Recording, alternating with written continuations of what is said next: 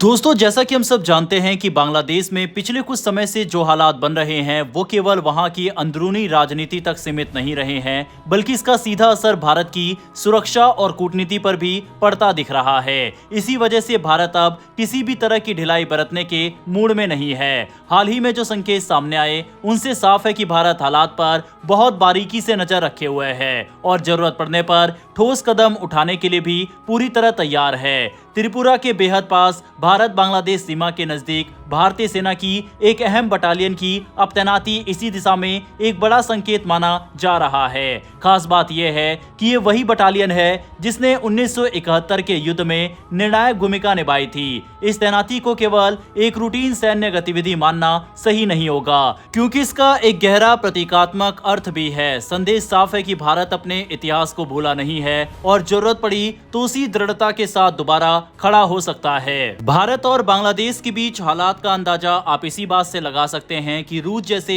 कई अहम देशों ने भारत और बांग्लादेश को तनाव कम करने को कहा है। दूसरी ओर बांग्लादेश की राजनीति में जो बयानबाजी और गतिविधियां देखने को मिल रही है वो भारत के लिए चिंता बढ़ाने वाली है। मोहम्मद यूनुस, जो फिलहाल वहां अंतरिम भूमिका में है, उनके हालिया बयानों और सार्वजनिक मंचों पर कही गई बातों ने कई सवाल खड़े कर दिए हैं। उस्मान हादी जैसे चरमपंथी विचारधारा से जुड़े व्यक्ति के जनाजे पर जाकर खुलेआम उसके सपनों और विचारों को आगे बढ़ाने की बात कहना केवल एक भावनात्मक बयान नहीं माना जा सकता।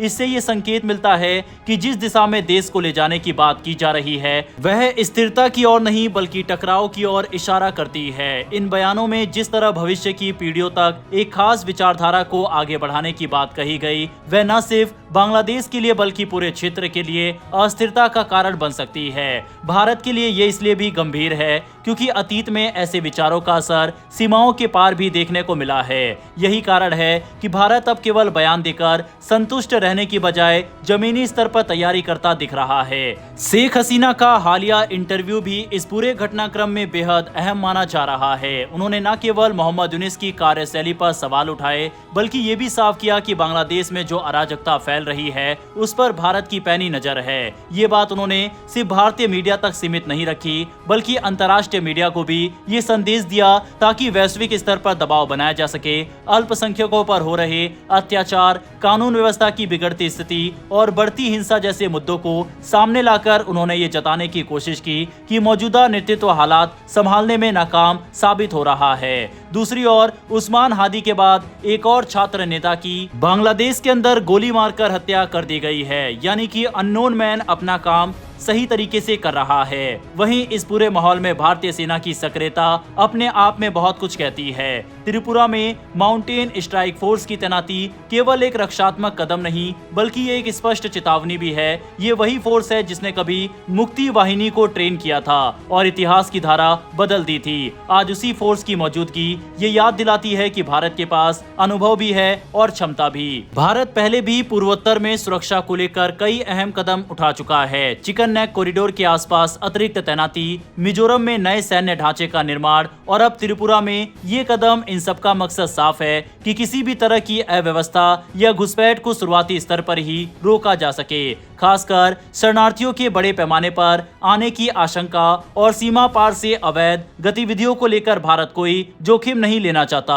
यह पूरा घटनाक्रम ये भी दिखाता है कि भारत अब से प्रतिक्रियात्मक नीति पर नहीं चल रहा बल्कि पहले से तैयारी करके हालात को काबू में रखने की कोशिश कर रहा है। संदेश साफ है कि अगर हालात बिगड़ते हैं तो भारत के पास विकल्पों की कमी नहीं है। आज के दौर में सेना की ताकत सिर्फ सीमाओं पर खड़े सैनिकों तक सीमित नहीं है बल्कि तकनीकी और रणनीति के जरिए दूर बैठकर भी असर दिखाया जा सकता है। यही कारण है कि बांग्लादेश की सेना भी भारतीय सेना के संपर्क में है और वहां पर हालात को काबू करने का आश्वासन भारत सरकार और भारतीय सेना को वह दे रही है। आखिर में यह कहना गलत नहीं होगा कि बांग्लादेश में चल रही रणनीतिक उथल पुथल के पीछे कई परतें हैं। आने वाले चुनाव, सत्ता में बने रहने की कोशिश और कट्टर विचारधाराओं का उभार, इन सब ने मिलकर हालात को और जटिल बना दिया है। भारत इस पूरे खेल को समझ रहा रहा है और शायद इसी वजह से हर कदम बहुत सोच समझकर उठाया जा रहा है। आगे क्या होता है ये वक्त ही बताएगा, लेकिन इतना तय है कि भारत अब किसी भी हाल में सरप्राइज नहीं लेना चाहता